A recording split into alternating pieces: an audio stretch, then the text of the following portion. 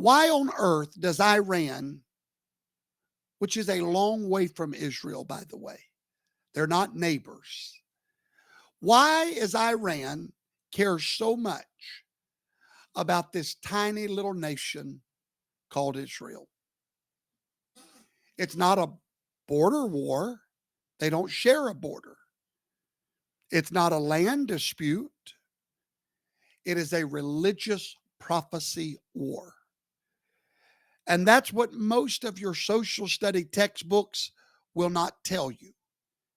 So let's unlock it. There are two segments of Islam. The first is Sunni, the other is Shia, and they are adversarial, okay? Islam, just like Christianity, has many denominations. It's not just one religion where everybody's in agreement. No, it's just like Christianity. We have Catholics, Baptists, Pentecostals. Two of the major denominations in the Islamic religion is the Sunni and the Shia. Now, the regime that rules Iran today is the Shia Muslims. There's another denomination within Shia called Shia, the number 12 ER, 12er, if you're going to do your research. 12er Shia, keep that in mind. What is 12er Shia? They believe that when Muhammad died, their prophet, that there would be 12 imams after his death. The 12th imam would be known as Imam al-Mahdi, M-A-H-D-I. That would be the name of the 12th imam. Now, in the year 937 AD, Imam al-Mahdi disappeared. Nobody knows where. There's no burial for him. This great imam just disappeared. But the Shia Muslims do not believe that he died. They believe he went into hiding, like Christians believe about Enoch, that he just disappeared, went into another time dimension, and is waiting. They are waiting for this imam's return from what they call occultation or hiding. All right. Now, here's the kicker.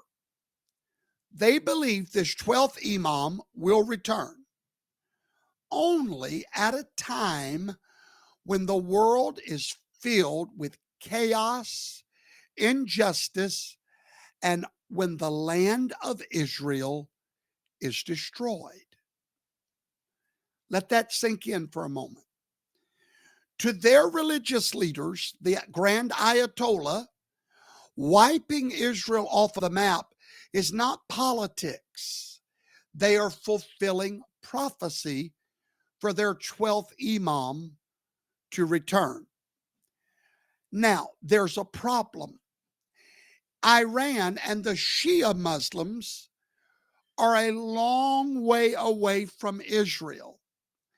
So if they want to fulfill the prophecy of the 12th imam, they can't just roll their tanks across the border. So what do? They must create proxy armies.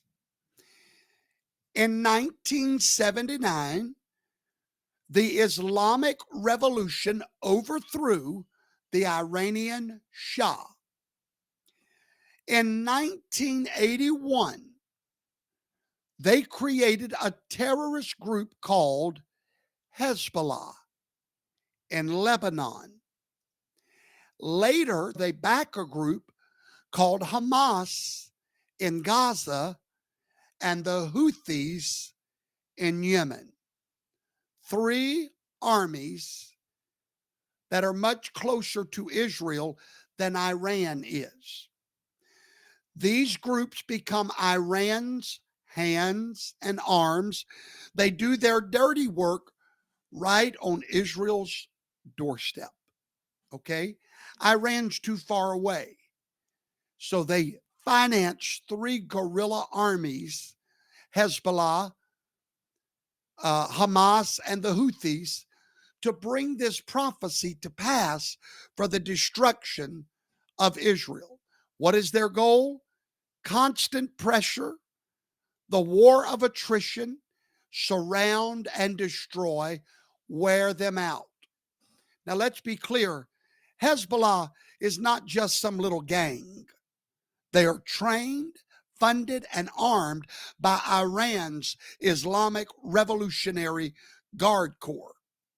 They are Iran's secret police and their Navy SEALs and their CIA all rolled into one.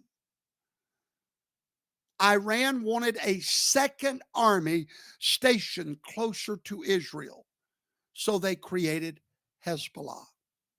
That's like opening a Chick-fil-A next to your enemy's house, only instead of chicken sandwiches, they're serving missiles.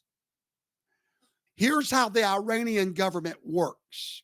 At the top is the supreme leader.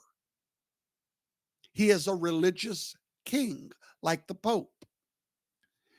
Below him is his personal army.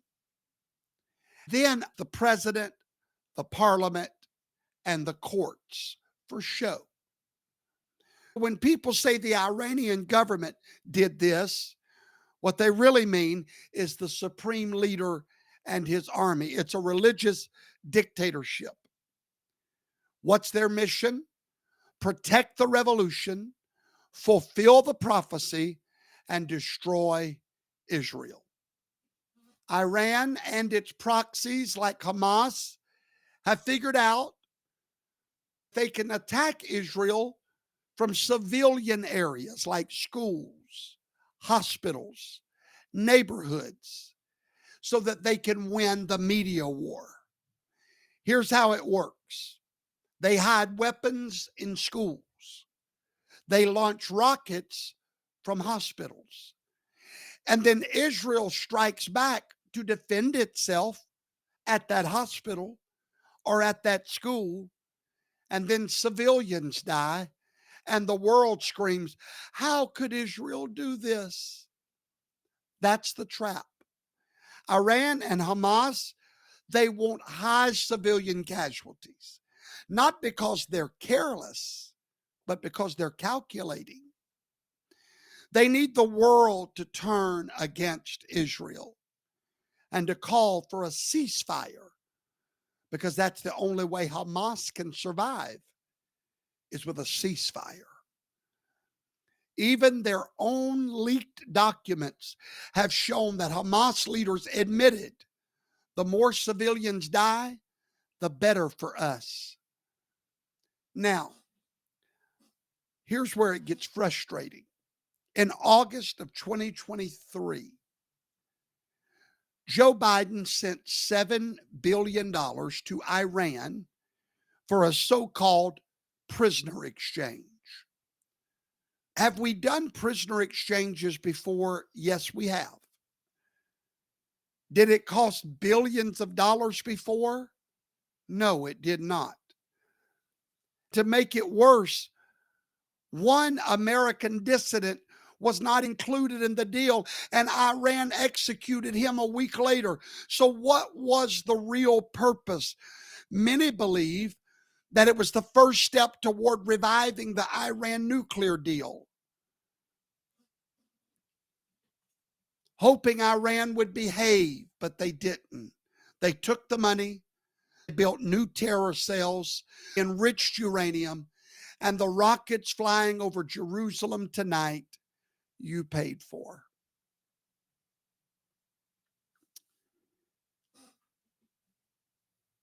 Is war inevitable? Yes. Let's be real. Iran has said they will strike back after Israel's attack. Israel has said they will not allow Iran to go nuclear. Iran's entire belief system is built around bringing their Messiah by destroying Israel. This is not going away. Some say we just need diplomacy. The world tried that with Hitler. Appeasement bought time, but it didn't buy peace. War's already happening. Missiles are flying. Allies are choosing sides. The drums of prophecy are beating louder than they've ever beat before. So now you know, this is not just about politics. It's not just about land. It's about the fulfillment of an ancient prophecy through modern warfare. Iran doesn't want peace. They want Armageddon on their terms, hoping to summon their Messiah. And Israel, they just want to live. It's not a fair fight, but it's the fight of the age.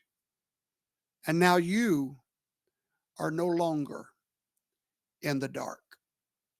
I hope I've helped you to understand tonight the best of the story.